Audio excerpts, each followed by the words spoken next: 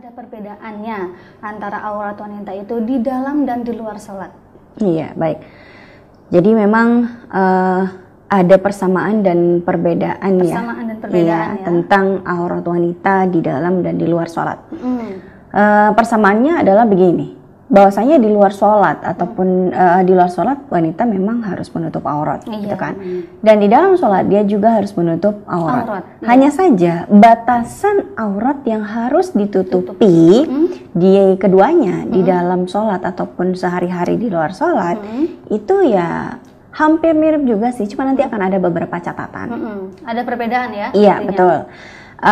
Pertama kita bahas dulu tentang aurat wanita di dalam sholat ya. Di dalam sholat ya? Maaf, di luar sholat. Oh, di luar sholat. Kita mulai dengan aurat wanita di luar sholat ya? Baik ya, aurat wanita di luar sholat ini sebetulnya terkait dengan dia berada di hadapan siapa. Aurat dia menurut siapa dulu nih, gitu kan? Gitu. Kalau di luar sholat seperti itu ya, Ustaz, iya. Ya?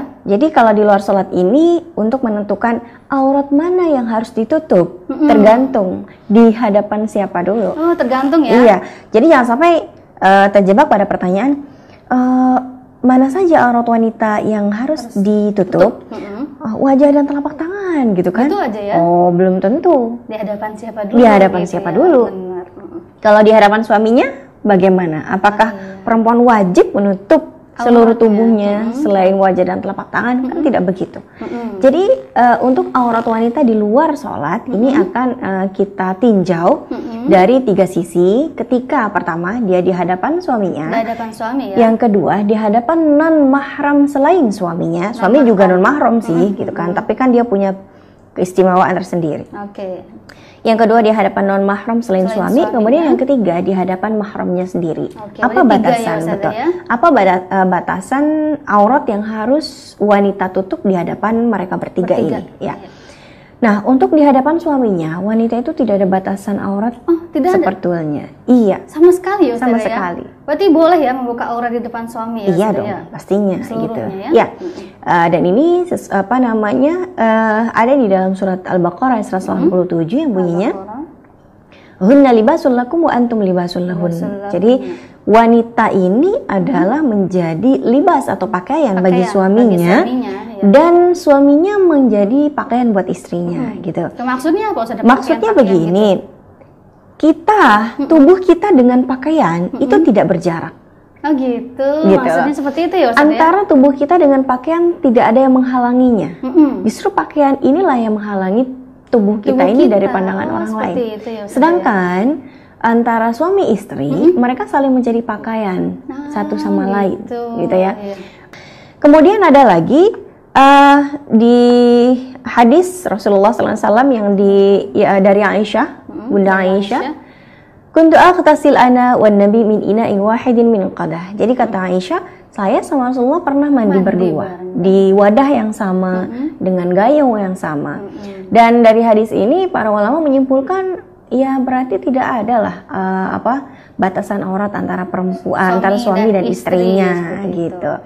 Nah, hanya nanti ada perbedaan pendapat apakah suami boleh langsung melihat ke kemaluan istri. Begitu juga sebaliknya, dan ini yang menjadi perbedaan pendapat. Tapi perbedaannya juga tidak terlalu jauh. Karena tidak ada yang mengharamkan atau mewajibkan. Perbedaannya ada di boleh dan di makruh saja. Oh, boleh dan makruh saja ya.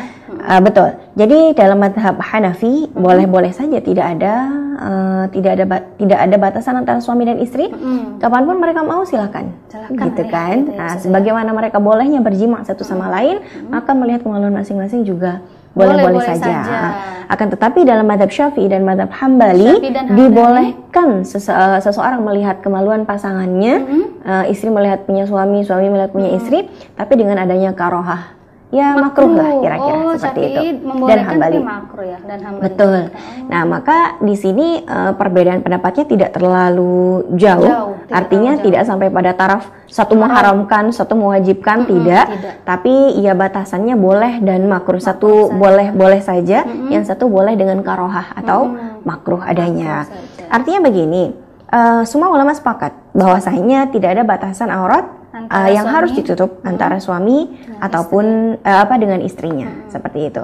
Maka seorang istri boleh untuk tidak menutup auratnya di hadapan suaminya, apalagi jika diminta oleh suaminya sendiri. Nah, kalau tadi antara wanita dengan suaminya, maka sekarang antara wanita dengan laki-laki yang bukan mahramnya selain suaminya. Oke, ini yang kedua ya Ustaz. Iya, poin yang kedua. Di hadapan non mahram. Iya.